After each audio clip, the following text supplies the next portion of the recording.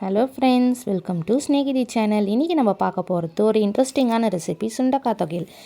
சுண்டக்காய் தொகையலுக்கு தேவையான பொருட்கள்: 2 கைப்பிடி அளவு சுண்டக்காய், 2 டேபிள் ஸ்பூன் கடலைப்பருப்பு, 1 டேபிள் ஸ்பூன் உளுந்து, தேவையான அளவுக்கு காஞ்ச மிளகாய், சின்ன வெங்காயம், பூண்டு, ஒரு சின்ன சைஸ் புளி, தேவையான அளவு கல்லுப்பு எடுத்து வச்சுக்கோங்க.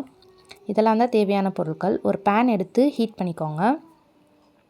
பேன் சூடான உடனே 2 டேபிள் ஸ்பூன் ஆயில் ஆட் பண்ணிக்கோங்க. கடலைப்பருப்பு போட்டு நல்லா ஃப்ரை பண்ணிக்கலாம். கோல்டன் ப்ரௌன் ஆனோடனே இதில் உளுந்து ஆட் பண்ணிக்கலாம். சிம்லே வச்சு பண்ணுங்கள். உளுந்து கடலைப்பருப்பு ரெண்டுமே நல்லா ஃப்ரை ஆகிட்டோன்னே சின்ன வெங்காயமும் பூண்டு ஆட் பண்ணிக்கலாம். நெக்ஸ்ட்டு காஞ்ச மிளகாய் ஆட் பண்ணிக்கலாம். நெக்ஸ்ட்டு சுண்டைக்காவை 2ஆக கட் பண்ணி போட்டுக்கலாம். அப்படி இல்லைன்னா இடித்து சேர்த்துக்கோங்க. நல்லா சுண்டைக்காய் ஃப்ரை ஆனோன்னு அந்த சின்ன சைஸ் புளி ஆட் பண்ணிக்கலாம். தேவையான அளவு கல்லுப்பு போட்டுக்கலாம். இப்போ எல்லாம் ஃப்ரை ஆனோன்னு அடுப்பு ஆஃப் பண்ணிட்டு ஜாரில் மாற்றி அரைச்சி எடுத்துக்கலாம். இப்போ ஒரு பேன் எடுத்து எண்ணெய் ஊற்றிக்கிட்டு எண்ணெய் காஞ்சோடனே கடுகு போட்டுடலாம். கடுகு பொரிஞ்சு வந்தோடனே பெருங்காயம் ஆட் பண்ணிக்கலாம்.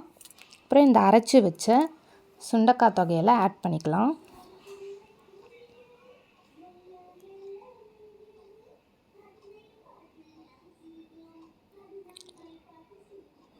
ஒரு 2 மினிட்ஸுக்கு விட்டோன்னா சுண்டக்காய் தொகையல் எண்ணெய் பிரிஞ்சு வந்துடும்.